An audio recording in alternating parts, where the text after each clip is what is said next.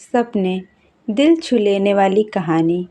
कहते हैं गरीब पैदा होना कोई बुरी बात नहीं होती, लेकिन गरीब मर जाना सबसे बुरी बात होती है।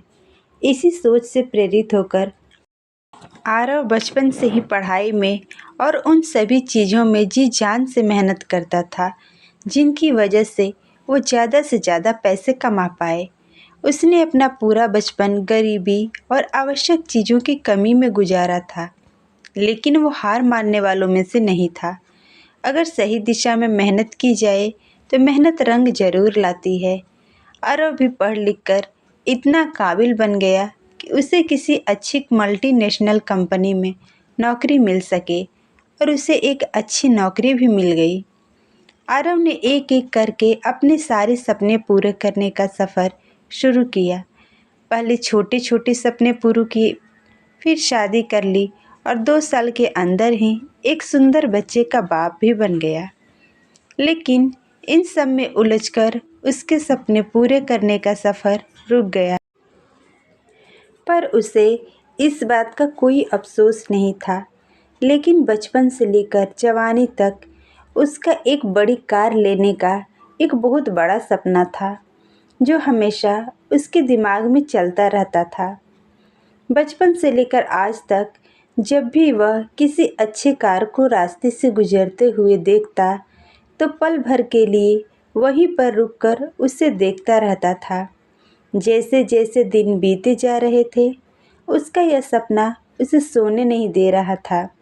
उसने इस सपने को पूरा करने की ठानी और थोड़े थोड़े पैसे जमा करना शुरू कर दिए।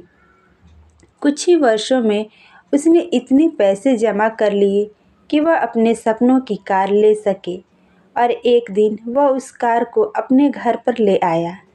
उस कार में बैठकर उसे लगता था कि उसने जीवन में कुछ बड़ा हासिल कर लिया है। उसे जीत की खुशी मिलती, जो कुछ हासिल होने पर मिलती है।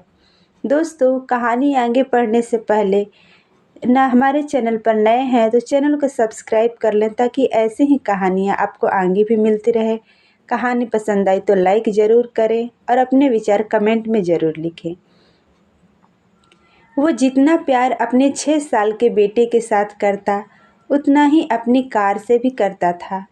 हर दिन खुद अपने हाथों से कार को धोता और उसके हर पार्ट को अच्छे से चेक करता।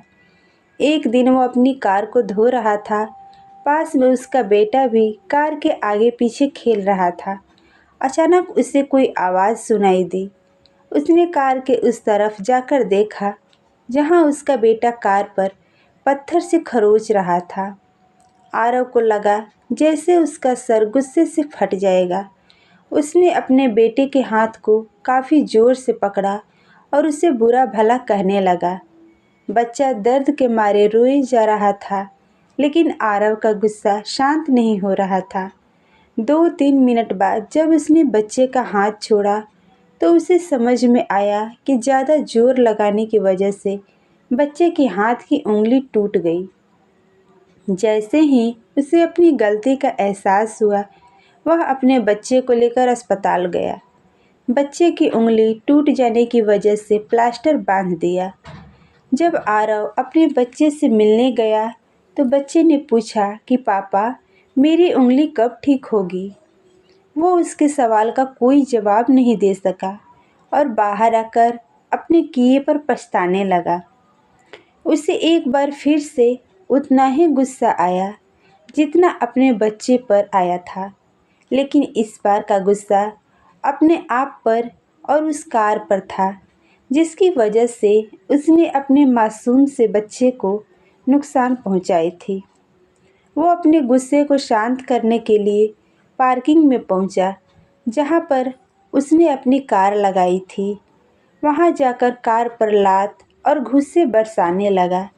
इसी बीच उसकी नज़र गाड़ी के उस हिस्से पर पड़ी, जहां पर उसके बच्चे ने पत्थर से कुरेद कर कुछ लिखा था। उसने जब ध्यान से पढ़ा, तो वहां लिखा था, आई लव यू पापा। उसे पढ़कर आरव की आंखें और दिल दोनों रोने लगे। दोस्तों, आपको क्या लगता है, यह कहानी सिर्फ आरव की है? क्या आपको नहीं लगता कि यह कहानी हम में से हर एक की है। हम भी तो जीवन भर यही करते आए हैं। हम जीवन भर उन चीज़ों के पीछे भागते हैं जिनकी हमें चाहत होती है, चाहे वह हमारे लिए इतने महत्वपूर्ण हो या ना हो। और ऐसी चीज़ों के लिए हम अपने जीवन की उन महत्वपूर्ण चीज़ों को नज़रअंदाज कर देते हैं या खो देते हैं, जो हमें आशीर्वाद के रूप में मिली होती है और कितना भी पैसा खर्चा करने से भी वापस नहीं मिलती है। मैं उम्मीद करती हूँ कि इस कहानी को पढ़कर आप थोड़ी देर रुककर सोचेंगे कि आप जिस वस्तु को पाने के लिए दौड़ लगा रहे हैं, क्या वो वाकई आपके जीवन में महत्वपूर्ण है या आपके जीवन में उससे भी ज़्यादा महत्वपूर्ण कुछ और है जिसे आप नज़रअंदाज करते आए हैं। धन्यवाद।